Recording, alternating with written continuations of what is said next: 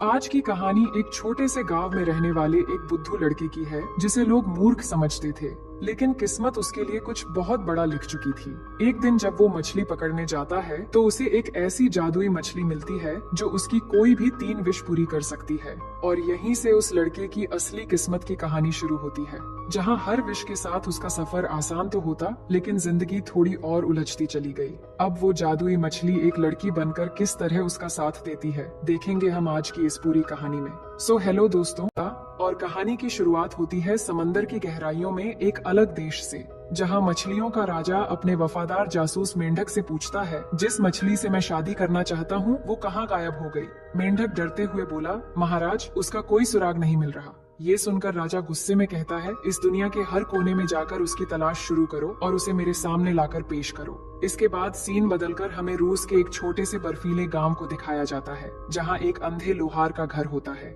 घर के अंदर उसका बेटा एमेलिया सोया हुआ था, जिसे उसका डॉगी आकर जगाता है। एमेलिया दिल का साफ और थोड़ा भोला लड़का होता है।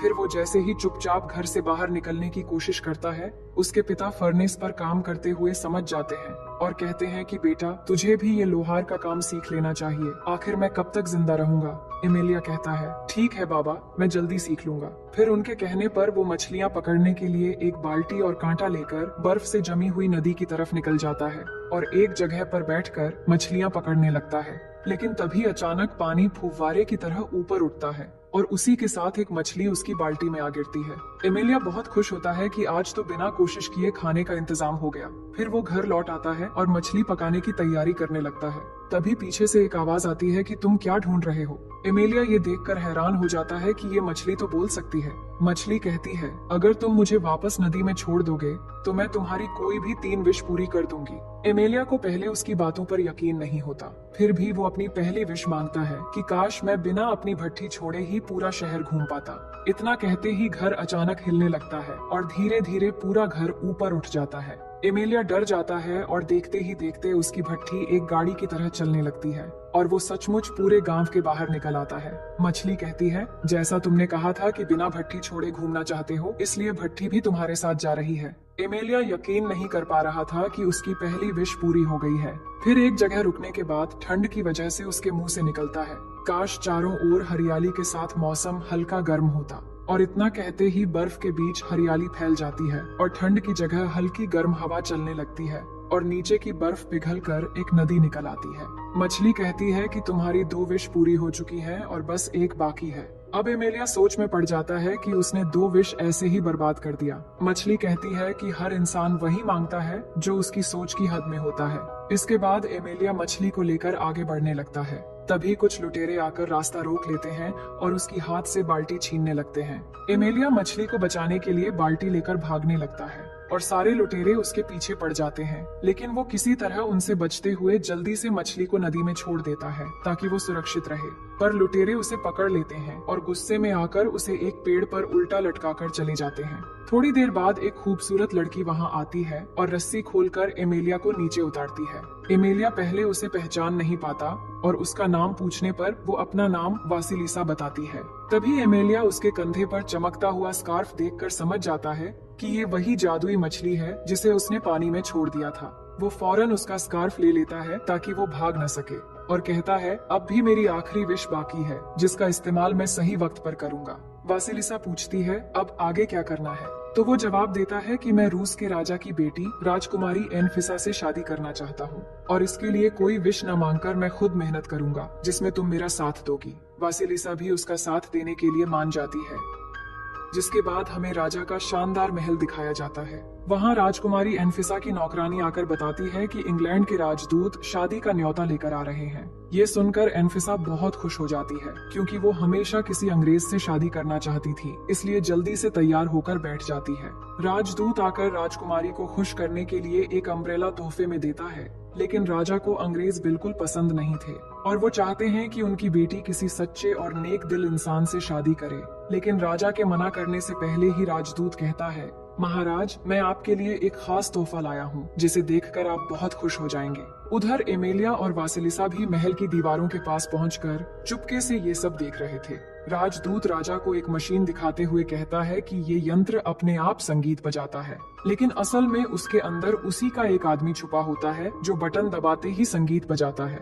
मगर राजा उससे कहते हैं कि हमें ऐसी किसी मशीन की जरूरत नहीं है। पर राजकुमारी एनफिसा उस अंग्रेज पर फिदा हो चुकी थी और राजा समझ नहीं पा रहे थे कि अपनी बेटी को कैसे समझाएं। तभी एमेलिया दौड़ता हुआ आकर कहता है, महाराज, राजकुमारी की शादी किसी अंग्रेज से करने की जरूरत नहीं। मैं ऐसा यंत्र लाऊंगा जो बस बोलने से ही संगीत बजा देगा। राजा खुश होकर कहते हैं, अगर तुमने ऐसा कर दिखाया तो जो चाहो वो मांग लेना। एमेलिया तुरंत पूछता है, तो क्या आप मुझे राजकुमारी से शादी करने देंगे? राजा मुस्कुराते हुए कहते हैं, अगर तुम कामयाब हुए तो मैं जरूर शादी करवा दूंगा। पर राजकुमारी उस अंग्रेज से शादी करने के लिए अपने पिता को समझाने लगती है, लेकिन राजा उसकी बातों पर ध्यान न देकर अपने नौकरों से कहते हैं, एमेलिया को नए कपड़े और जूते दे दिए जाएं ताकि वो अपने सफर पर निकल सके। एमेलिया बहुत खुशी से बाहर आकर वासिलिसा को सारी बात बताता है। वासिलिसा कहती है, वो यंत्र इस दुनिया में मौजूद तो है, लेकिन उसे पाना आसान नहीं है। वो अंधेरे जंगल में एक खतरनाक बिल्ले के पास है, जो भी उसे लेने गया कभी लौटकर नहीं आया। एमेलिया थोड़ा डरता है, पर वो यंत्र पाने के लिए किसी भी मुसीबत का सामना करने के लिए तैयार था। वासिलिसा भी उसका साथ देने के लिए मान जाती है और दोनों उस अंधेरे जंगल की ओर निकल पड़ते हैं। रास्ते में वासिलिसा बताती है कि वो बिल्ला बहुत खतरनाक है। अगर वो खुशी का गाना बजाता है तो सामने वाला इंसान नाचते नाचते थक कर गिर जाता है और वो बिल्ला उसे खा जाता है। और अगर वो गम का गाना बजाता है तो सुनने वाला रोते रोते सो जाता है और तब भी उसका वही अंजाम होता है। अब एक जगह पहुंचने पर वासिलिसा कहती है कि यहाँ से आगे तुम्हें अकेले जाना होगा, जिसके बाद एमेलिया अकेला उस डरावने जंगल में आगे बढ़ता है, जहाँ चारों तरफ हड्डियां और कंकालों के ढेर पड़े होते हैं। फिर अचानक एक आवाज आती है कि ये जो कंकाल पड़े हैं ये उन्हीं के हैं जो मेरा संगीत यंत्र लेने आए थे। क्या तुम्हें भी वो चाहिए? एमेलिया बिना डरे हाँ में जवाब देता है।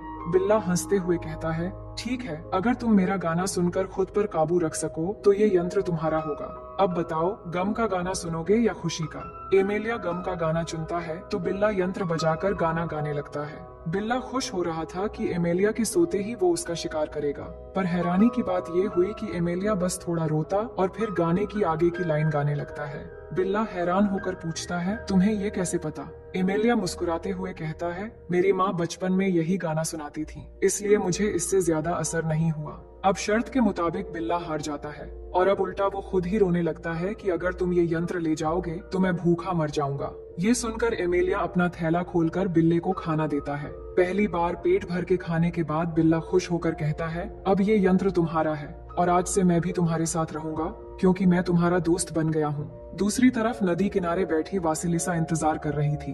तभी वहाँ मछली राजा का जासूस मेंढक आकर कहता है, मछली राजा आपसे शादी करने के लिए हर जगह ढूंढ रहे हैं। ये सुनकर वो गुस्से में इनकार कर देती है कि जाकर कहो मैं उनसे कभी शादी नहीं करूंगी। तभी एमेलिया वहाँ बिल्ले और उस यंत्र के साथ पहुँचता है और मेंढक की सारी बात सुन लेता है। वासिलिसा उस यंत्र के मिलने पर खुश होती है और फिर दोनों वापस लौटने लगते हैं। रास्ते में एमेलिया मछली राजा के बारे में पूछता है तो वासिलिसा कहती है कि मैं उससे प्यार नहीं करती, इसलिए वहाँ से चली आई थी।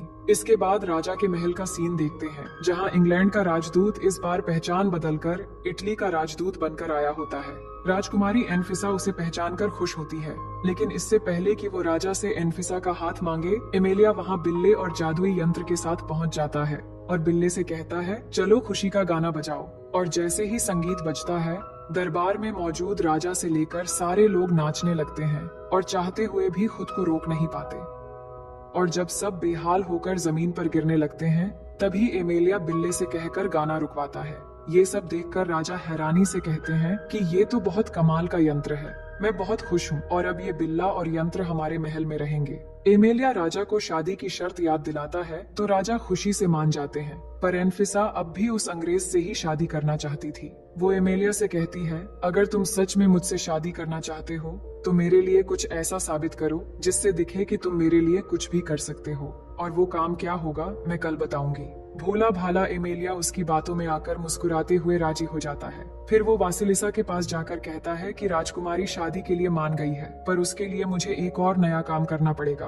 वासिलिसा मुस्कुराते हुए उसे बधाइयाँ देती है, लेकिन दूसरी तरफ राजकुमारी एक नई चाल चलती है। वो महल के एक अंधेरे कमरे में जाती है और वहाँ एक रहस्यमयी कुर्सी पर अपनी माँ की शैतानी आत्मा को बुलाती है। आत्मा सामने प्रकट होते ही एनफिसा कहती है कि मैं उस एमेलिया को ऐसा काम देना चाहती हूँ जिसे वो कभी पूरा न कर पाए और मुझे हमेशा के लिए उससे छुटकारा मिल जाए। उसकी माँ मुस्कुराती हुई उसे एक मुश्किल काम बताती है। फिर अगले दिन दरबार में राजदूत राजा को एक मशीन दिखाता है और कहता है इस मशीन का नाम है आधुनिक मिक्सर मशीन। इस पर सलाद डालो तो अपने आप कट जाएगी और फल डालो तो खुद ब खुद जूस निकल आएगा। असल में इसके अंदर भी एक आदमी छिपा होता है जो ये सब कर रहा होता है, पर बाहर से देखने पर ये एक जादुई मशीन लगता है। इस बीच एनफिसा राजा के पास आकर बोलती है, क्या एमेलिया कोई ऐसी चीज ला सकता है जो खुद ही खाना परोस दे? राजा कहते हैं, ऐसे जादुई मेजपोश तो कहानियों में सुना है पर देखा नहीं। एनफिसा चालाकी से कहती है, अगर एमेलिया वो जादुई मेजपोश ला दे तो मैं उससे शादी कर लूंगी। अब राजकुमारी की नई शर्त के मुताबिक एमेलिया और वासिलिसा उस जादुई मेजपोश की खोज में निकल पड़ते हैं। रास्ते में वासिलिसा बताती है कि वो मेजपोश सीटसर और अफानासी नाम के 2 भाइयों के पास है। कई साल पहले दोनों गांव छोड़कर पहाड़ी इलाके में रहने चले गए थे। उन्हें बैठे बैठे खाने पीने की चीजें मिल जाती थीं, इसलिए वो इतने आलसी हो गए कि अब चल भी नहीं सकते।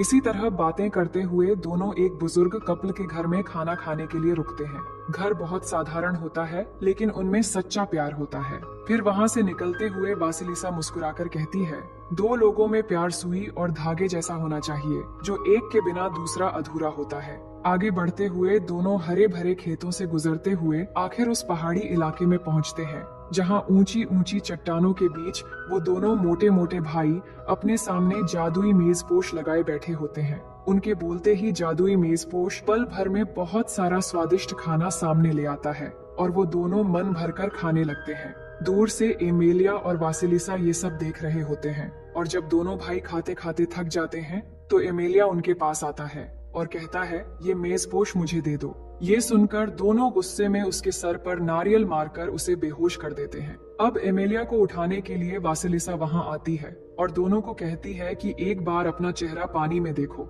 उसके कहने पर जब दोनों अपनी शक्ल पानी में देखते हैं तो वो चौंक जाते हैं, क्योंकि सालों से सिर्फ खाते पीते रहने की वजह से दोनों भैंसों की तरह मोटे हो चुके थे। अब वो खुद पर अफसोस करते हुए वासिलिसा से पूछते हैं कि हम कैसे पहले की तरह बन सकते हैं। वासिलिसा कहती है, अगर सच में ऐसा चाहते हो तो सबसे पहले इस जादुई मेजपोश से छुटकारा पाना होगा। जब तक ये तुम्हारे पास रहेगा तुम दोनों कभी मेहनत नहीं कर पाओगे।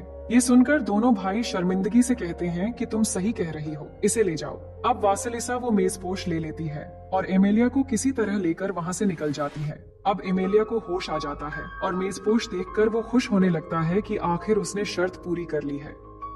वापसी के रास्ते में जब एमेलिया फूलों के बगीचे से राजकुमारी के लिए फूल तोड़ने लगता है तो वासिलिसा कहती है कि तुम्हें क्यों समझ नहीं आ रहा कि एनफिसा तुमसे शादी नहीं करना चाहती। वो हर बार तुम्हें ऐसे काम देती है जिन्हें तुम कर ही न सको। लेकिन एमेलिया अपनी मासूमियत में कहता है, नहीं एनफिसा, ऐसा नहीं है, बस एक बार मैं ये कर लूं फिर सब ठीक हो जाएगा। एमेलिया की दिल की अच्छाई देखकर वासिलिसा उसके प्यार में पड़ जाती है, पर वो चाहकर भी दिल की बात जाहिर नहीं कर पाती। इसके बाद एमेलिया जब जादुई मेजपोश के साथ राज्य में पहुंचता है तो सब लोग खुश होकर उसके लिए नारे लगाने लगते हैं। राजा गर्व से कहता है कि देखो, अब ये लोगों के दिलों में भी अपनी जगह बना चुका है। लेकिन एनफिसा के चेहरे पर गुस्सा साफ छलकता है। वो फिर से अपनी माँ की आत्मा से पूछती है, अब क्या करूं? तो वो डरावनी मुस्कान के साथ एक भयानक योजना बताती है। फिर अगले दिन दरबार में एनफिसा सबके सामने कहती है, मैं एमेलिया से शादी करने के लिए तैयार हूँ, पर उससे पहले मैं चाहती हूँ कि वो अंधेरी दुनिया जाकर मेरी माँ से मेरी शादी की इजाजत लेकर आए। राजा ये सुनकर शॉक हो जाता है, क्योंकि अंधेरी दुनिया से जिंदा लौटना नामुमकिन है। लेकिन एमेलिया अपनी आदत के मुताबिक बिना सोचे हाँ कर देता है। फिर वो वासिलिसा से मिलता है तो वो उसे समझाती है कि वहाँ जाना मौत के मुंह में कदम रखने जैसा है। एमेलिया बस मुस्कुराता है कि मौत से क्या डरना जब नीयत साफ हो। फिर अगले दिन वहाँ से निकलकर वो सबसे पहले अपने अंधे पिता से मिलने जाता है। पिता उसकी आवाज सुनकर कहते हैं कि बेटा, तू जिंदा है, मैं तो तुझे ढूंढ भी नहीं सकता क्योंकि मेरी आंखें देख नहीं पाती। ये सुनकर एमेलिया की आंखें भर आती हैं। वो अपने पिता से माफी मांगता है और उनसे आशीर्वाद लेकर अपने सफर पर निकल पड़ता है। अब रास्ते में वो वासिलिसा से कहता है, मैंने 2 विश ऐसे ही बर्बाद कर दिए, पर अब तीसरी विश से इतना चाहता हूँ कि मेरे पिता फिर से देख सकें। ये सुनते ही वासिलिसा के जादू से उसके पिता की आंखों में फिर से रोशनी लौट आती है। फिर दोनों नदी के किनारे पहुंचते हैं जहां से वो सफर शुरू करने वाले हैं। अब एमेलिया वो मछली वाला जादुई स्कार्फ वापस लौटाकर वासिलिसा को आजाद कर देता है, क्योंकि उसके तीनों विश पूरे हो चुके थे। लेकिन वासिलिसा कहती है कि मैं तुम्हें मुसीबत में अकेला नहीं छोड़ सकती, क्योंकि हम दोनों सुई धागे की तरह एक दूसरे के बिना अधूरे हैं। एमेलिया ये इशारा समझ नहीं पाता और फिर दोनों का सफर शुरू हो जाता है। अब नदी में आगे बढ़ते हुए कुछ दूर जाने के बाद उन्हें चारों ओर बड़ी बड़ी मूर्तियां दिखती हैं। वासिलिसा कहती है कि यहीं से अंधेरी इलाका शुरू होता है। फिर दोनों नाव रोककर एक घाटी में उतरते हैं। तभी इस इलाके के रक्षक की आवाज सुनकर एमेलिया घबरा जाता है, लेकिन वासिलिसा कहती है कि ये मेरे साथ आया है पिताजी। एमेलिया चौंक उठता है कि ये तुम्हारे पिता कैसे हो सकते हैं। रक्षक कहता है कि हाँ, मैं इसका पिता हूँ। मैंने ही इसे एक सच्चे साथी की तलाश में मछली से इंसान बनाया था।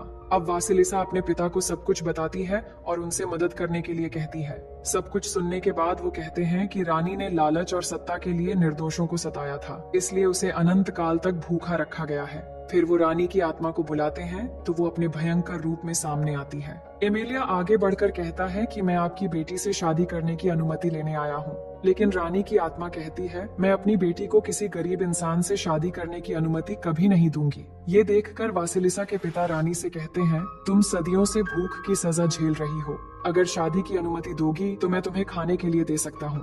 रानी सामने खाना देखकर खुद को रोक नहीं पाती और शादी की इजाजत दे देती है। इसके बाद राजमहल का सीन देखते हैं जहाँ सब खाना खा रहे होते हैं। तभी अचानक मेज पर रखी हुई ट्रे पर धुएं की तरह रानी की आत्मा प्रकट होती है और सबके सामने कहती है कि मैं इस शादी की अनुमति देती हूँ। राजा खुश हो जाते हैं कि एमेलिया ने सच में वो कर दिया जो किसी इंसान के बस की बात नहीं थी, लेकिन एनफिसा गुस्सा करने लगती है। इधर अंधेरी दुनिया में वासिलिसा अपने पिता का शुक्रिया अदा करती है और फिर एमेलिया के साथ वापस लौटने लगती है। रास्ते में वो मुस्कुराते हुए कहती है कि अब तुम्हारा सबसे मुश्किल काम पूरा हो गया है, जिससे तुम्हें तुम्हारी राजकुमारी मिल जाएगी और अब तो तुम मुझे भी भूल जाओगे, क्योंकि यहाँ से जिंदा लौटने वालों को हर जादुई याददाश्त गंवानी पड़ती है। एमेलिया दिल से कहता है कि तुम्हें भूल पाना मेरे बस की बात नहीं है और ना ही मैं कभी तुम्हें भूलना चाहता हूँ। उधर एनफिसा गुस्से में उस कमरे में आती है और रहस्यमयी कुर्सी तोड़ने लगती है। माँ की आत्मा उसे रोककर कहती है मुझे मजबूरी में एमेलिया को इजाजत देनी पड़ी। वो अकेला नहीं था, उसकी सारी कामयाबियां एक जादुई मछली की बदौलत है और तुम जानती हो हमारे राज्य में जादू का इस्तेमाल करना मौत की सजा है।